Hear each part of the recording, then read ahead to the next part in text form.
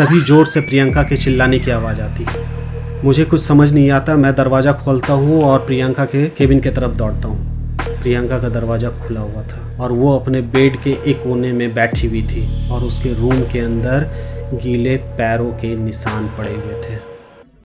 और पूरी रात हम लोग जागते रहे और हम लोग को बाहर से आवाज़ें सुनाई दे रही थी। ऐसी आवाज़ें जैसे लग रहा हो कि कोई हमारे बांस के दीवार को बाहर से खरोचने की कोशिश कर रहा हो, हमारे केबिन के चारों ओर चक्कर लगा रहा हो। तभी मुझे बाहर से आवाज़ सुनाई दी, प्रियंका। ये आवाज़ किसी और की नहीं थी, ये आवाज़ मेरी थी, लेकिन मैं कमरे के अंदर था। कोई और मेरी आवाज़ में बाहर प्रियंका को आवाज़ दे रहा है। नमस्कार दोस्तों, आज तक मैंने फ़िक्शन स्टोरीज़ अपने चैनल पे पोस्ट किया है, लेकिन आज जो मैं स्टोरी ये बताने जा रहा हूँ, ये स्टोरी मेरे जीवन की सच्चाई है और वो सच्चाई मैं आप लोगों के सामने रखने जा रहा हूँ। ये जो स्टोरी है मेरे खुद के फील्ड ट्रिप के बारे में है। आज भी जब मैं इस विषय में सोचता हूँ तो मेरे गूज़ बम्प आ जाते हैं। जब भी अंधेरे में मुझे हवा चलने की आवाज़ सुनाई देती है या पानी की आवाज़ सुनाई देती है तो आज भी मेरे रोंगटे खड़े हो जाते हैं। चलिए स्टार्ट करते हैं इस स्टोरी को। ये कहानी है सुंदरबन के जंगलों की। सुंदरबन फेमस है बंगाल टाइगर के लिए और दूसरा मैनग्रोव्स के पेड़ होते हैं उसके लिए। उस दिन मैं अपने ऑफिस में बैठा हुआ था, तभी मेरे केबिन में प्रियंका जो मेरी कोवर्कर थी वो आती है और वो मुझे एक प्रोजेक्ट प्रपोज़ल के बारे में बताती है कि इस प्रोजेक्ट प्रपोज़ल के थ्रू हम लोग सुंदरबन के जंगलों में जा रहे हैं। उस प्रोजेक्ट प्रपोज़ल में हम लोगों को वहाँ के सॉइल की क्वालिटी और मैनग्रोव्स के रूट्स और सॉइल इरोजन के बारे में हमें स्टडी करना था। तो मैंने प्रियंका को कहा कि ठीक है, मैं जाने के लिए तैयार हूँ, मेरे टिकट्स वगैरह करवा दूँ। प्रियंका ने मुझसे रिक्वेस्ट किया कि सर मैं भी आपके साथ जाना चाहती हूँ, क्योंकि बहुत दिनों से मैंने भी कोई फील्ड वर्क नहीं किया है। उसके बाद प्रियंका वहाँ से फाइल लेकर चली गई। मैं भी जल्दी में था, घर के लिए निकल गया। दूसरे दिन जब मैं ऑफिस पहुँचा तो प्रियंका ने मुझे सारा रूट मैप दिखाया। तो मैंने उससे कहा कि एक काम करो, टिकट करवा लो। तो उसने कहा कि सर मैंने सारा टिकट करवा लिए, सारी बुकिंग्स हो गई हैं। तो मैंने पूछा कब निकलना है। उसने कहा कि सर 2-3 दिनों में हमें निकलना है। 2 दिन बाद हमारी फ़्लाइट थी रांची से कोलकाता के लिए। हम लोग कोलकाता की फ़्लाइट लेकर 9 बजे कोलकाता पहुंच जाते हैं। हम लोग कैब लेते हैं और गोडखाई के लिए निकल जाते हैं। मैं अपने प्रोजेक्ट प्रपोज़ल को पढ़ रहा था और प्रियंका कोलकाता सिटी के कुछ लम्हों को वो अपने कैमरे में कैप्चर कर रही थी। मैंने उसे देखा, वो बहुत ही एक्साइटेड थी क्योंकि बहुत दिनों बाद वो किसी फील्ड प्रोजेक्ट में जा रही थी। हम लोग जब लंच कर रहे थे तो उस समय शाम के करीब 3 बज चुके थे। मैंने प्रियंका से कहा कि जल्दी लंच करो, क्योंकि फिर फॉरेस्ट पहुंचने तक काफ़ी देर हो जाएगी, फिर काफ़ी दिक्कतें आएंगी हमें रास्ते में। जब हम लोग गोडखाई पहुंच चुके थे तो वहां से हम लोगों को मोटराइज बोट से ढांची फॉरेस्ट के लिए निकल पड़े। हमारी स्टेइंग ढांची फॉरेस्ट में 3 दिनों की थी। हमें 3 दिन वहाँ रुकने थे और अपनी स्टडी करनी थी, सैंपल्स कलेक्ट करने थे और डॉक्यूमेंटेशन भी करना था।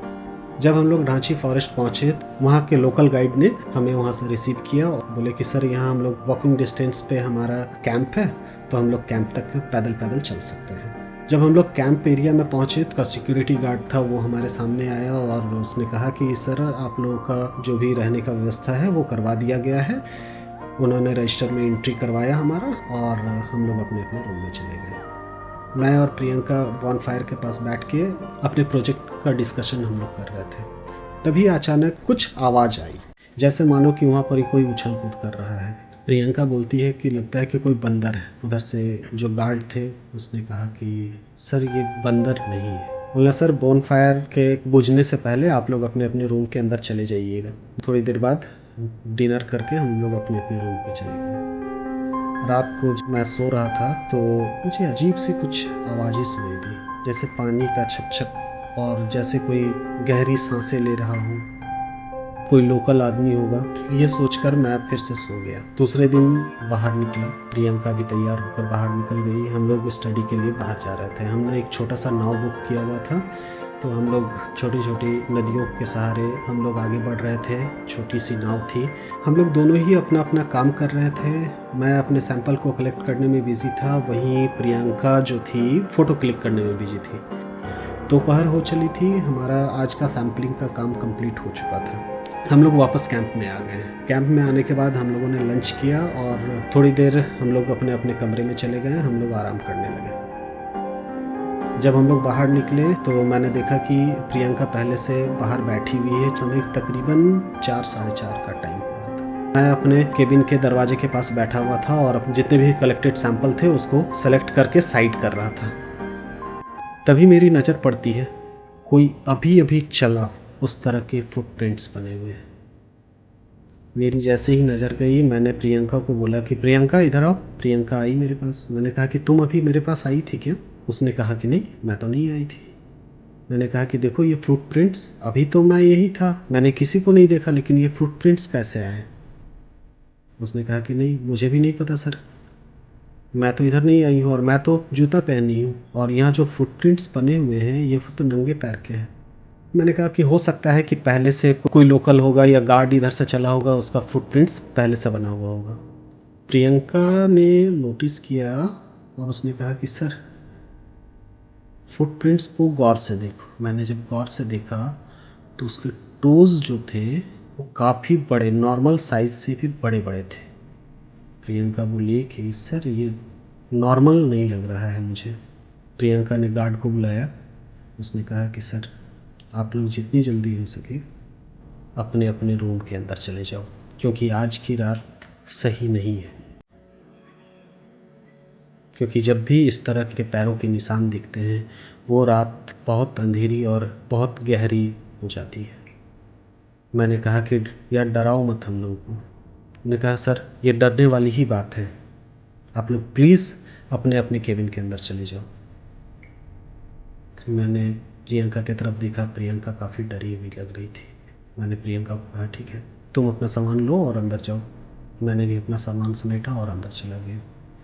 जैसे ही मैं दरवाजे के अंदर घुसने वाला था, उस गार्ड ने पीछे से आवाज़ दिया, सर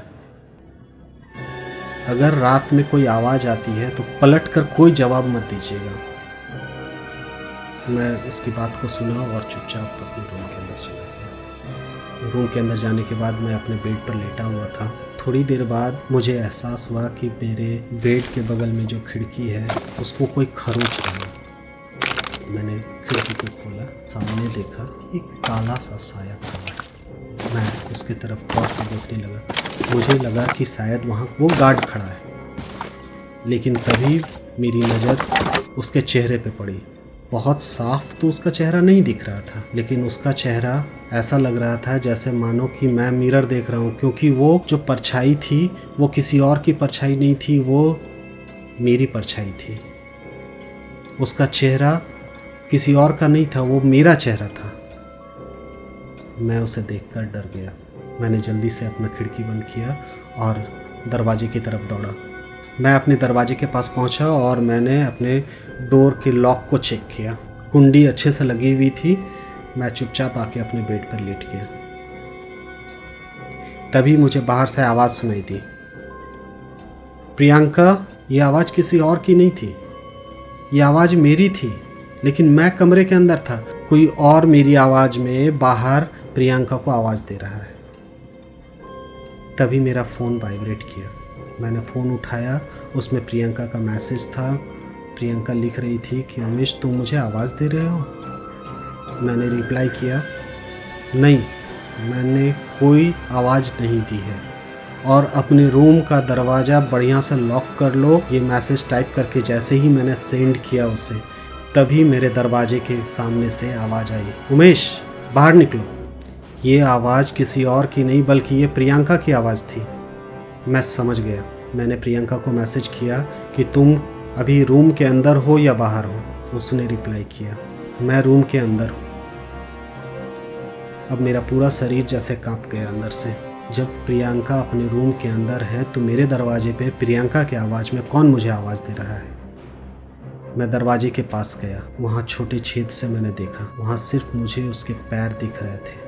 वो पैर के नाखून जो थे वो बड़े बड़े थे, नॉर्मल इंसान की उंगलियों से बड़े थे वो। मैं चुपचाप अपने कमरे में लेटा रहा। तभी जोर से प्रियंका के चिल्लाने की आवाज़ आती है।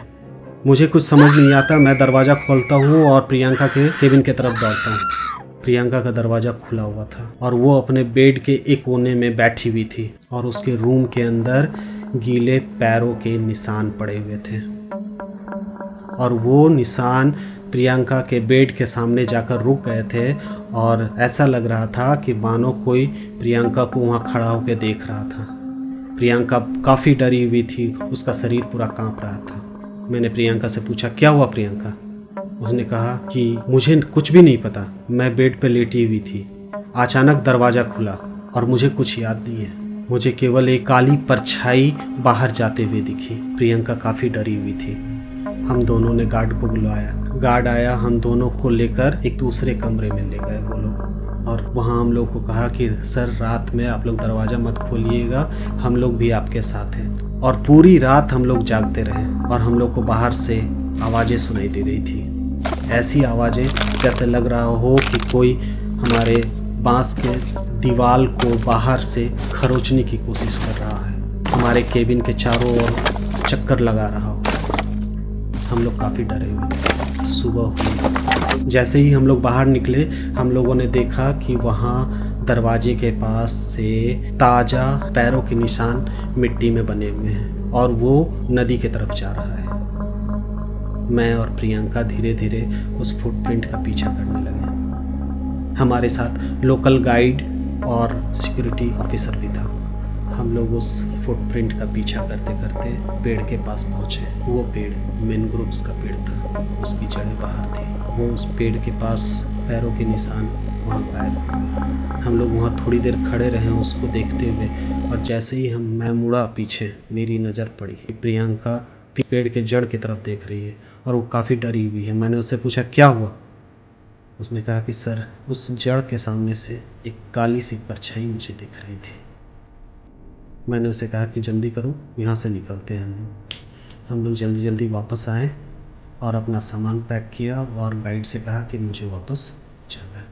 हम लोग दोनों अपना सामान पैक किए और उस गाइड के साथ निकल गए और वापस हम रांची आ गए।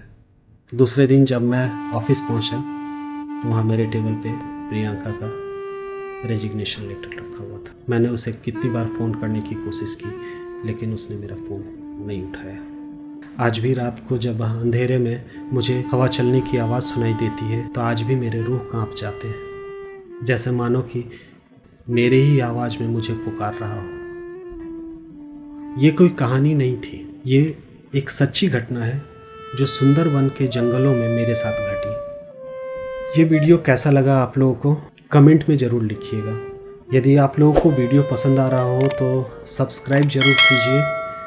आपके एक सब्सक्रिप्शन से मुझे मोटिवेशन मिलती है कि मैं नई कहानी आप लोगों के सामने, सच्ची कहानी हो या फिक्शन हो, मैं आपके सामने लेकर आता हूँ। तो यदि आप लोगों को पसंद आ रहा हो तो प्लीज़ लाइक करें, कमेंट करें, सब्सक्राइब जरूर करें। धन्यवाद, नमस्कार। अगली वीडियो में फिर मिलते हैं।